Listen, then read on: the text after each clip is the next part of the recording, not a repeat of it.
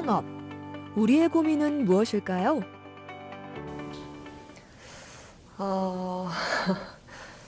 창업 후에 내가 여기에서 과연 살아남을 수 있을까? 뭐 그런 경기는 불황이고 업체 간 과다 경쟁으로 인해서 폐업이 급증하는 상황에서 내가 한 달을 버티고 세 달을 버티고 그렇게 1년, 2년 계속해서 살아남을 수 있을지 그런 게 가장 큰 고민이죠. 창업은 언제나 고민의 연속이죠. 작은 성공들이 모여 기업은 지속 가능한 방향으로 나아가게 되고, 성공은 늘 위기를 포함하며 실패를 전제로 두고 시행착오를 거쳐서 나아갑니다.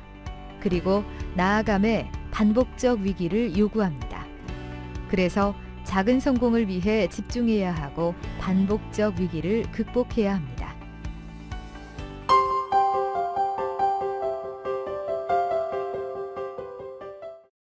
바야흐로 21세기는 무한 경쟁의 시대입니다.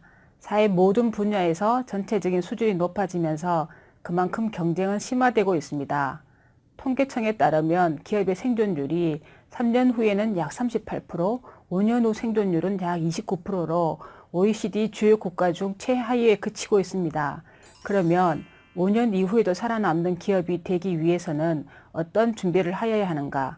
만약의 경우 실패를 한다고 하여도 어떻게 똑똑한 실패를 하여야 빠른 시기에 재기가 가능한가? 라는 문제가 대두됩니다. 이제까지의 연구들은 주로 경영적인 관점에서 접근을 하였다면 이번에는 법적인 관점에서 검토하여 보도록 하겠습니다. 이번 시간에는 기업의 초기 단계에서의 리스크와 대응 방안에 대해 알아보겠습니다.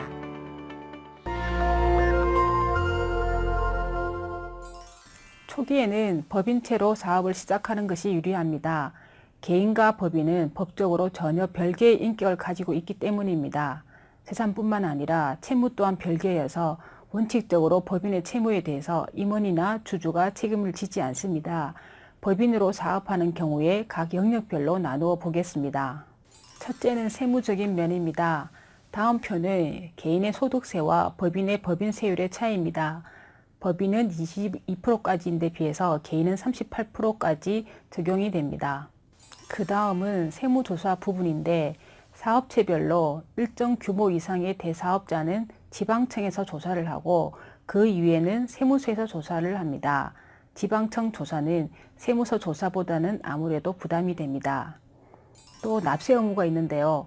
개인과 법인은 별개의 인격체이므로 원칙적으로 법인의 세금에 대해서 주주는 책임을 지지 않습니다.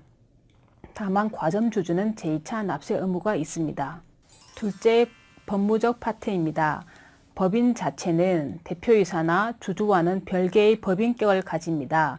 그래서 주주는 사업에 대하여 주식을 한도로 책임을 지게 됩니다. 셋째로 노무적 파트입니다. 급여나 퇴직금의 경우 법인 파산이나 개인 파산의 경우에도 면책이 되지 않습니다. 그래서 개인 사업자인 경우 대표자 개인이 끝까지 책임을 져야 하는데 반해 법인 사업자는 법인 폐업을 하는 경우에는 대표자 개인이 책임을 지지 않습니다.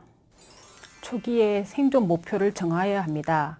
이것은 부실이나 연쇄 도산의 위험에서 벗어난 거래처가 누구인가라는 의미이기도 합니다. 첫 번째 기준으로는 생존 기간인데 한국 기업이 5년 이내 생존을 할 확률이 29%밖에 되지 않습니다. 최소한 5년은 살아남아야 한다는 것을 의미합니다. 그리고 매출액 규모도 보면 이 표에서 보시면 5천만 원 미만의 경우 75%가 소멸하고 있습니다. 즉 이 말은 매출액이 1억 정도는 되어야만 소멸하지 않는다는 것을 의미합니다. 세 번째, 종사자 규모도 볼 수 있는데 1인만이 종사하는 경우에 92%가 소멸하고 있습니다. 안정적으로 된다면 2인에서 4인 정도는 되어야만 생존한다고 볼 수 있겠습니다. 개인 사업자인 경우에 동업계약서를 작성하시는 것이 좋은데 동업자별로 출자하는 방법 및 출자 금액, 언제까지 출자금을 납입할 것인지, 그리고 사업이 적자이나 흑자인 경우 각각 손익 분배를 어떻게 할 것인지, 그리고 동업자가 지분을 양도할 때나 사업을 그만두려고 하는 경우 자녀재산 분배는 어떻게 할 것인지 대해서 자세히 기재하는 것이 필요합니다. 그리고 나서 공정을 받는 것이 안전합니다. 법인 사업자인 경우 주주간 계약서도 작성하는 것이 필요한데 회사에서 수행하여야 할 역할과 퇴사 및 경업 금지 조항이 필요합니다. 그리고 업무 종사 기간을 정하여야 실효성이 있고 업무 종사 기간을 채우지 못했을 때에 대한 페널티가 명시되어야 합니다. 안녕하세요. 네, 안녕하세요. 반갑네요. 네, 반갑습니다. 네. 다름이 아니라 제가 현재 다니고 있는 회사가 좀 어려워서 퇴직을 하고 제가 창업을 할까 좀 생각 중이거든요. 근데 제가 큰 돈도 없고 경험도 많이 없지만 어차피 창업하기로 마음 먹은 만큼 좀 철저하게 준비를 하고 싶거든요. 근데 준비를 하면 할수록 생각이 드는 게 아무래도 사업 초기 그 초반이 중요하다는 생각이 좀 들어서 사업 초기 위험 요인 같은 게 있으면 어떤 게 좀 있는지 여쭤보고 싶어서. 사실 사업 초기에만 위험이 있는 건 아니고요. 항상 사업은 처음부터 끝까지 항상 그 리스크라는 게 있어요. 그래서 특히 뭐 초기에만 위험성이 있다라고 하는 부분은 아니기 때문에 항상 위험을 가지고 생각을 하셔야 되고, 사실 근데 초기가 가장 위험한 거 맞기는 맞죠. 왜냐면 모든 게 다 위험이거든요. 처음에 이제 발걸음을 첫 발 내딛는 애처럼 정말 가보지 않은 길을 가셔야 되는 거기 때문에, 아무도 가보지 않은 길 할 때 정말 다 위험하잖아요. 자전거 처음 탈 때도 그렇고, 그렇듯이 첫 그 사업 초기가 굉장히 중요하긴 한데, 그 처음에 사업을 하실 때 뭐 직장을 다니셨다라고 하시던데, 그 직장에서 얻었던 경험 베이스에서 창업 아이템을 찾아내는 게 사실은 가장 중요하고, 그걸 잘못 찾게 되면 사실 가장 큰 위험 요소가 될 수도 있거든요. 그 여러 가지 사실 사업할 때는 위험한 게 많습니다. 뭐 아이템이 일단 가장 중요하고, 그 다음에 두 번째가 자금이고요. 그 다음에가 중요한 게 이제 사람, 이렇게 볼 수가 있게 되는데, 그 중에 가장 큰 게 이제 아이템이에요. 아이템을 제대로 선정하지 못하면 사실은 사람도 모이지도 않고, 그 다음에 자금도 모이지가 않습니다. 저희 같은 경우에는 사실 아이템은 굉장히 저희도 좋다고 이제 많은 분들이 얘기를 하셨고, 그러다 보니까 이제 사람도 모이게 되고, 그렇다 보니까 이제 뭐 자금도 투자도 받게 되고, 이런 형태로 저희가 조금씩 한 발을 나갈 수 있었는데, 돈 있고 사람 있다고 해서 무조건 사업이 안착할 수 있는 건 아니거든요. 그렇다 보니까 일단 어떤 거를 하려는지 그 결정하는 게 가장 중요하고요. 그 가장 중요한 거를 결정을 하실 때에 일단은 본인이 정말 많은 고민을 하셔야 되는 건 당연한 거고요. 근데 중요한 거는 본인이 가장 잘 아시는 분야에서 선택을 하시는 게 그래도 위험이 좀 덜할 겁니다. 그리고 제가 생각해 봤을 때 자기가 만든 이 아이템이 남들이랑 차별성이 반드시 있어야 되거든요. 비슷한 거보다 난 가격이 조금 더 저렴해, 난 남들 거보다 조금 더 좋아, 요런 정도의 레벨을 가지고 처음에 사업을 시작하시게 되면 나중에 굉장히 큰 어려움들을 많이 겪을 수밖에 없어요. 왜냐면 남들은 이미 인프라나 아니면 기반을 갖춰져 있는 상태이기 때문에 본인이 좀 더 나은 걸 가지고 준비를 하시더라도 그분들 금방 따라오시거든요. 그렇기 때문에 남들이 하지 않는 부분, 그리고 자기가 가장 잘할 수 있는 부분, 이런 부분을 가지고 아이템을 선택을 하신 다음에 일단은 무조건 시작을 하셔야겠죠. 그냥 아무리 준비를 철저히 하시고 고민도 많이 하시고 하는 것도 좋지만, 일단은 무조건 첫 발을 내디뎌서 넘어져 보기도 하고 해야 되듯이 일단은 시작을 하시는 게 가장 큰 위험 요소를 좀 극복해 나가는 방법이 아닌가.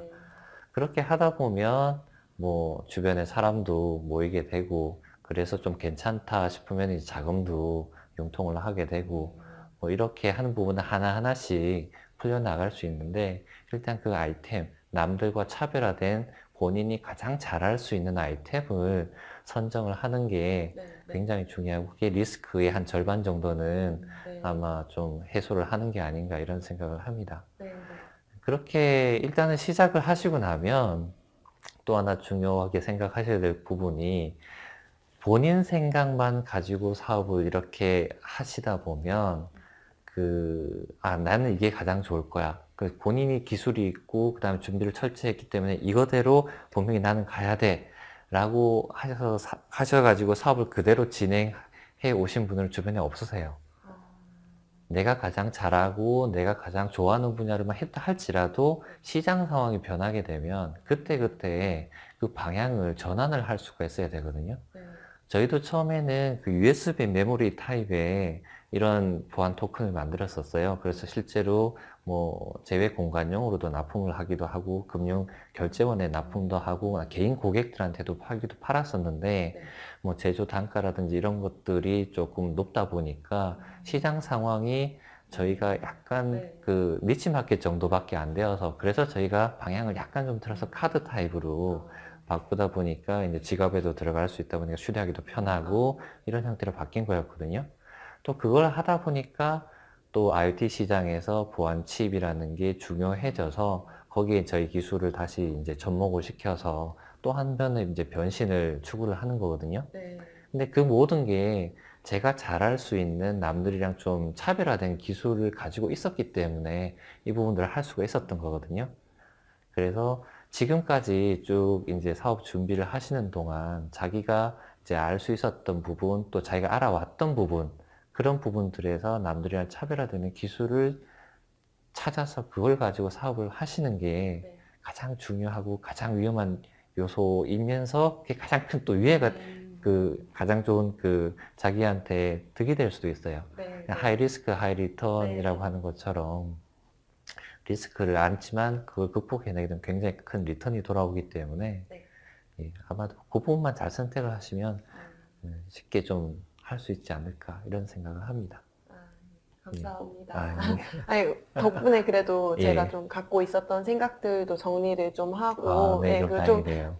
용기를 얻어서 가는 것 같아요.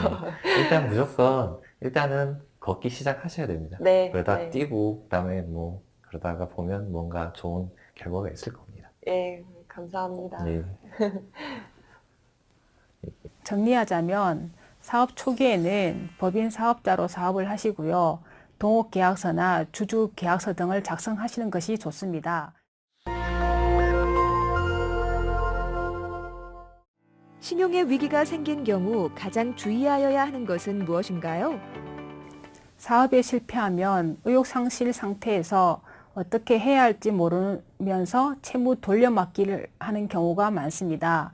이 경우 보통 1년에서 5년 정도라는 통계가 있습니다. 이 시기 동안에 하지 말아야 하는 것은 가족에게 연대 보증을 서도록 하거나 돌려막기를 하는 동안에 사기죄가 되지 않도록 해야 합니다. 사기죄가 성립하는 경우에는 그 채권자에게는 면책의 효력이 미치지 않아서 따로 갚아야 하기 때문입니다.